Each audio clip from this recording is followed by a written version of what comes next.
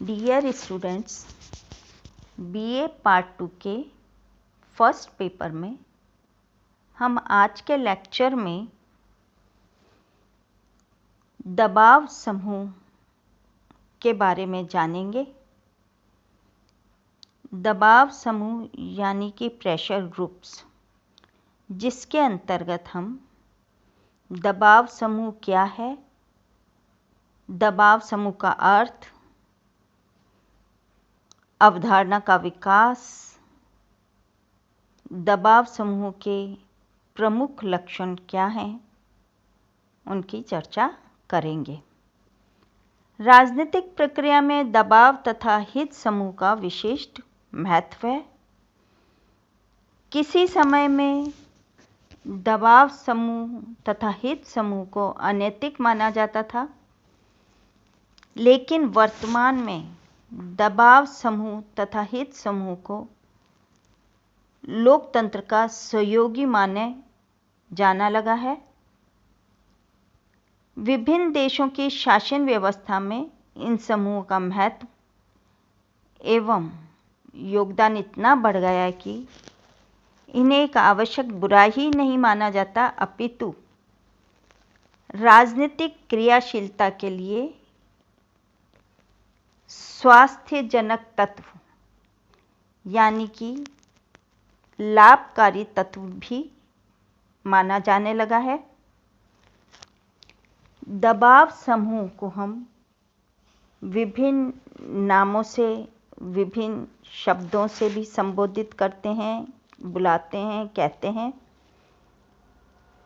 हित समूह, लॉबीज, अनौपचारिक संगठन, हितबद्ध गुट आदि। व्यक्तियों के ऐसे समूहों को दबाव समूह कहा जाता है जो किसी कार्यक्रम के आधार पर निर्वाचकों को प्रभावित ही नहीं करते, लेकिन जिनका संबंध विशेष मुद्दों से होता है। ये राजनीतिक संगठन नहीं होते और न ही चुनावों में अपना प्रत्याशी खड़ा करते हैं। आधुनिक मानव समाज में अनेक प्रकार के हित पाए जाते हैं, जैसे कृषक, मजदूर, मालिक, व्यापारी, राज्य कर्मचारी, विद्यार्थी आदि। विभिन्न जो हित हैं वो अपने उद्देश्यों की पूर्ति के लिए समूह बना लेते हैं।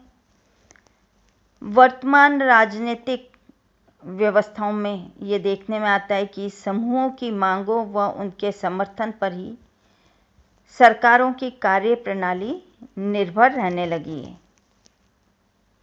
एक सीमा तक सामूहिक जीवन अथवा समाज के विभिन्न हित शासन व्यवस्था की कार्य प्रणाली को प्रभावित करने लगे हैं।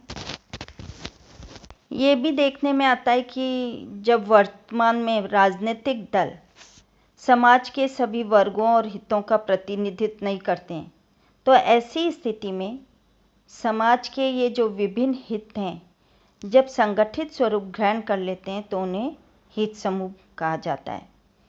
उदाहरण के लिए छात्र संघ, शिक्षक संघ, मजदूर संघ, किसान संघ आदि। एक दबाव समूह उन लोगों का औपचारिक संगठन होता है जिसके एक से अधिक सामान्य उद्देश्य होते हैं और घटनाक्रम को विशेष रूप से विधि निर्माण और प्रशासनिक कार्यों को प्रभावित करने में प्रयत्नशील रहते हैं, जिससे वे अपने हितों की रक्षा कर उन्हें प्रोत्साहन भी दे सकें। सरल शब्दों में हम ये कह सकते हैं कि दबाव समूह जो है उनसे हमारा अभिप्राय ऐसे गुटों से होता है जो अपने हितों के संवर्धन के लिए प्रशासनिक अधिकारियों और सरकार के मंत्रियों तथा विधायकों को प्रभावित करना चाहते हैं। अगर हम इस अवधारणा का विकास को देखें तो दबाव समूह का प्रारंभ अमेरिका से माना जाता है। अमेरिका में दबाव समूह के लिए लॉबी शब्द का प्रयोग किया जाता है। अमेरिका में लॉबी का जो अभिप्राय है, जो तात्पर्य है, ऐसे व्यक्तियों के समूह से है जो व्यवस्थापिकाओं के सदस्यों को अपने समूह के विशेष हितों के अनुरूप मत देने के लिए प्रभावित करने का प्रयत्न करते हैं, प्रयास करते हैं, अभियान चलाते हैं। अमेरिका से जो ये गतिविधि आरंभ हुई है, आजकल वर्तमान विश्व की सभी राजनीतिक व्यवस्थाओं में पाई जाती है। अब अगर हम दबाव समूह के लक्षण को देखें, लक्षणों की चर्चा करें, तो इसके प्रमुख लक्षण इस प्रकार से हैं। औपचारिक संगठन। दबाव समूह औपचारिक रूप से संगठित व्यक्तियों का समूह होता है। खाली एक किसी व्यक्तियों के ग्रुप को ही दबाव समूह नहीं कह सकते हैं, वरन उनका औपचारिक रूप से संगठित होना आवश्यक होता है। समूह के विशेष हितों की प्राप्ति के लिए समूहों की तरफ से पैरवी करने वाले समूह के द्वारा औपचारिक ढंग से निर्वाचित या मनोनीत प्रतिनिधियों की व्यवस्था दबाव समूह के लिए होती है। सदस्य बनने के लिए प्रत्येक दबाव समूह के अपने नियम, कानून, सदस्यता शुल्क, नियम निर्माता समिति तथा कार्यकारिणी होती है और वे समस्त तत्व औपचारिक संगठन के लक्षण माने जा सकते हैं। दूसरा, सर्वव्यापक प्रकृति।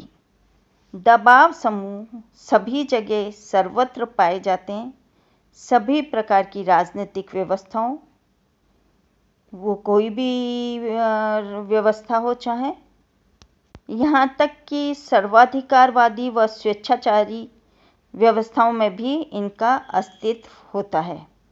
लोकतंत्रीय शासन व्यवस्थाओं में तो दबाव समूह लोकतंत्र के प्राण माने जाते हैं। आधुनिक राजनीतिक दलों की ये प्रकृति है कि सामान्यतः चुनाव के समय ही सक्रिय होते हैं, लेकिन दो आम चुनावों के बीच के अंतराल में दबाव समूह ही जनता व सरकार के बीच निरंतर संपर्क स्थापित करने का दायित्व निभाते हैं। जो तीसरा इसका जो लक्षण है वो है सुनिश्चित स्वहित। दबाव समूह सुनिश्चित और विशिष्ट हितों की प्राप्ति के लिए ही बनाए जाते हैं। समान हितों की स्थिति में ऐसे हितों की रक्षा के लिए सरकार को प्रभावित करने के उद्देश्य से संगठित किए गए समूह ही हित समूह कहे जाते हैं। राजनीतिक क्रिया अभिमुखी। दबाव समूह अपने विशेष हितों की साधना के लिए राजनीतिक क्रिया को भी प्रभावित करना चाहते हैं। वे पूर्णतः संगठित नहीं होते और न ही चुनाव के लिए अपने उम्मीदवार खड़े करते हैं।